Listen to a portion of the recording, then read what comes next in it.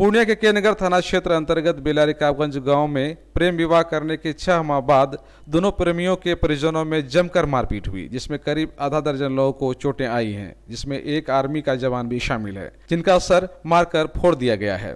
सभी घायलों का उपचार पूर्णिया के सदर अस्पताल में चल रहा है। घटना के बारे में बताया गया कि मनीष कुमार ने सिम्मा गांव की रहने वाली पूजा कुमारी से 6 माह पूर्व ही कोर्ट मैरिज कर लिया था और शादी करने के बाद वह 6 माह तक घर से बाहर ही रहा, किंतु लॉकडाउन में जैसे ही घर वापस आया तो पूजा के मामा को पता चल गया, क्योंकि पूजा मनीष के घर के बगल में ही मामा के घर में रहा करती थी। वहीं से भागकर दोनों ने शादी की थी। पूजा और मनीष के घर पहुंचने की खबर मिलते ही लड़की पक्ष आग बबूल हो गए। पूजा एवं मनीष को पीटने के लिए योजनाबद्ध तरीके से मनीष के घर चला गया और पूजा को जबरन घसीटने लगा। इसी बीच मनीष का भाई आर्मी नवीन कुमार ने उसे बचाने की कोशिश की तो उसकी भी जबरदस्त पिटाई कर दी गई। मारपीट प्रारंभ होते ही दोनों पक्षों में जमकर लाठियां बरसीं, जिसमें दोनों पक्षों से करीब आधा दर्जन लोग जख्मी हो गए, जिनका उपचार पूर्णिया के सदर अस्पताल में किया जा रहा है। मनीष कुमार ने इस संदर्भ में बताया कि उनके द्वारा प्रेम विवाह करना ही इस मामले का मुख्य कारण है और उसी वजह से न केवल उसके आर्मी भाई नवीन कुमार की पिटाई की गई है, बल्कि उसी क्रम में उसका भी अपहरण कर लिया गया और कई अलग अलग जगहों पर ले जाकर उसकी जबरदस्त पिटाई की गई और जब पुलिस का दबाव पड़ा तभी उसको छोड़ा गया। सर, मैंने आज से 6 महीने लव मैरिज शादी किए थे पूजा कुमारी से, तो उसका कोर्ट में भी नहीं हो चुका था और हम लोग परसों घर आए थे 6 महीना के बाद। उसमें मेरे भैया बचाने के लिए गए, यानी वो लोग आंगन घुस के मारपीट किए। भैया गए वो माँ बचाने के लिए, तो भैया को भी मारे और हमें वहाँ से खींच के लेके चले गए। आंगन में रूम बंद करके मारे। उसके बाद प्रशासन आया तो प्रशासन को बोले यहाँ पे लड़का नहीं है, यहाँ से भाग गए। हमें गोबर का ढेर में जमा करके केला के पत्ता से ढक दिया था। प्रशासन के वहाँ से खोजे वोजे नहीं मिले, तो 1-2 घंटा के बाद हमें वहाँ से गाड़ी पे बिठा के लेके चले गए सिम्मा में। वहाँ पे और सब आदमी मारे। उसके बाद सिम्मा में रात के कुछ देर बाद फिर हमें वहाँ से अनिलनगर लेके गए। वहाँ पे भी डंगाए, हाथ पैर बांध के रखे वहाँ पे। जब भैया ऊपर से दबाव आने लगे भैया आर्मी की यूनिट से, तब हमें सुबह में हाथ पैर खोला, टेबलेट खिला के रखा बेहोश करके, कपड़ा लत्ता चेंज किया वहीं पे मेरा, और शाम में करीब 5 से 6 बजे यहाँ पे हमें छोड़े हैं सदर अस्पताल में। तो वहाँ पे बोल रहा था काटने के लिए ले गया था और काट रहा था। जब ये सब हैंडल मदन कुमार कर रहा था, मैंने अपने कानों से सुना कि मदन वहाँ फ़ोन पे बात कर रहे थे बीपी से और किसी से बात कर रहे थे कि लड़का को छोड़ना नहीं। और मेरे वाइफ को भी नंबर पे फ़ोन किया था मदन कि अगर तुम लड़का को बचाना चाहते हो तो केस नहीं कटेगा, तब हम लड़का को छोड़ देंगे।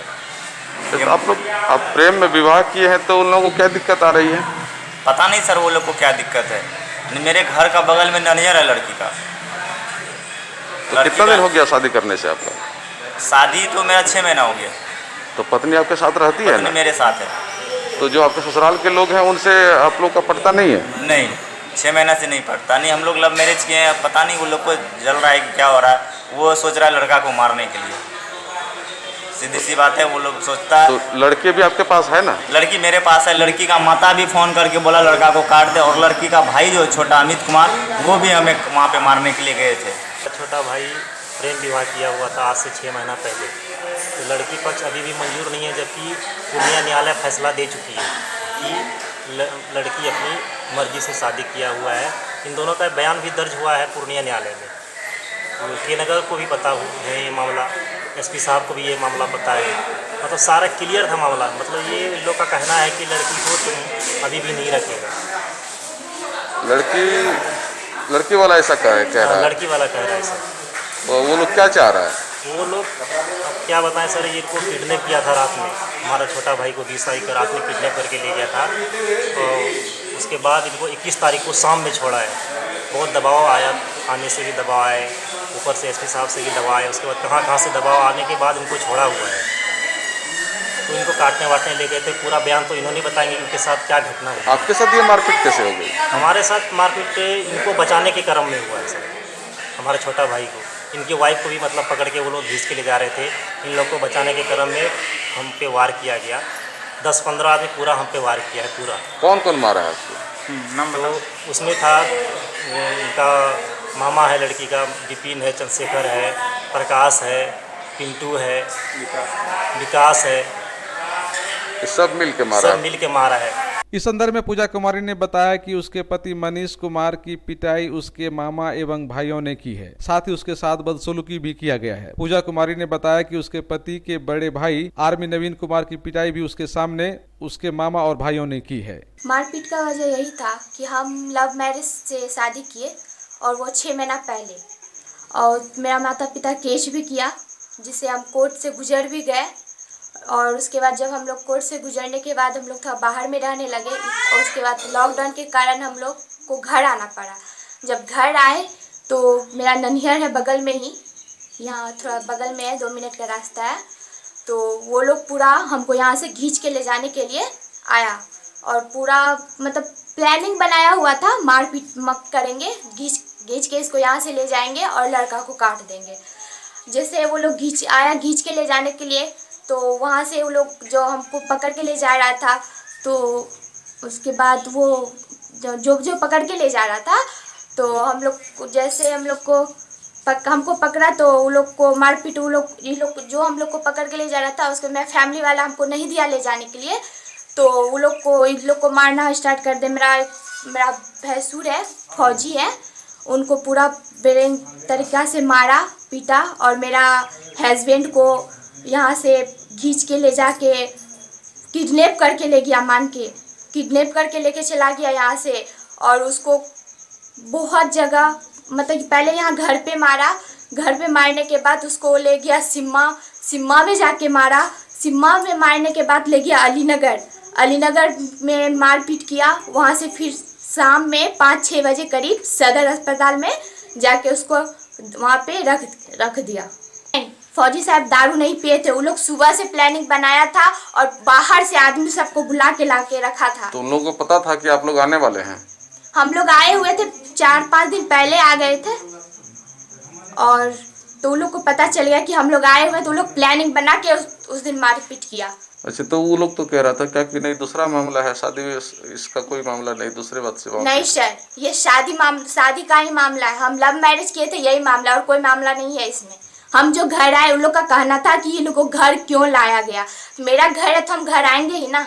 इस संदर्भ में दूसरे पक्ष से जब पूछा गया तो उन्होंने कहा कि वे लोग बाजार से सब्जी लेकर घर आ रहे थे। इसी दरमियान नशे में धुत आर्मी नवीन कुमार ने उन्हें बेवजह गाली दे दी और वहीं से विवाद मारपीट तक पहुंच गया।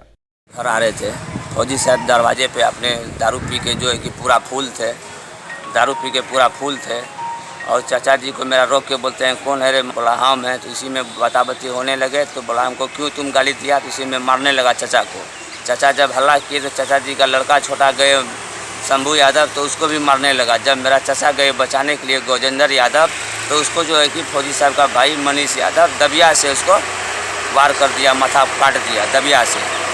उसके बाद हम लोग भी गए बचाने, तो हम लोग को भी मारा, और जो है कि मेरी वाइफ गई बचाने, तो मेरी वाइफ को भी मारा। मेरे जो है कि छोटा जिया जी जो है रुपेश यादव, वो भी गए तो उसका भी कपार फोड़ दिया, और बाद में बोला कि अगर नहीं सुधरेगा तो तुम लोग को भी गोली मार देंगे हम। फौजी साहब का कहना है ये बात। तो ये कुछ पुराना विवाद भी है आप लोगों के साथ? नहीं, पुराना विवाद अभी कोई नहीं है, यही मैटर है। तो कहा जा रहा है, वो लोग का तो कहना है कि शादी का कुछ मामला, शादी का मैटर है, तो हम लोग को शादी से उससे कोई मतलब है नहीं, लड़का लड़की से हम लोग को कोई मतलब है नहीं। हम लोग तो शादी का अगर मैटर लड़का लड़की का पहले रहता तो हम लड़की ने मांगते, उससे लड़का ने मांगते कि झगड़ा करने के लिए जाते। तो बोलता कि लड़की को खींच के ले जा रहा था। लड़की से पूछा जाए कि लड़की को खींच के ले जा रहे हैं, लड़की को पूछा जाए कि लड़की को तुमको छूने के लिए आया है या तुमको कहने के लिए आया था, या तेरे दरवाजे पे आए थे, या गाली देने के लिए आए थे। पूछा जाए सबको, गाँव समाज में जितना भी आदमी है सबको पूछा जाए कि गलती किनका है। बहरहाल दोनों पक्षों की ओर से पुलिस में शिकायत की गई है और पुलिस मामले की जांच कर रही है। वहीं स्थानीय कुछ ग्रामीण एवं जनप्रतिनिधि दोनों पक्षों में समझौता कराने में लगे हुए हैं, किंतु समाचार लिखे जाने तक दोनों पक्षों में सुलह नहीं हो पाई थी और ग्रामीणों का प्रयास लगातार जारी था।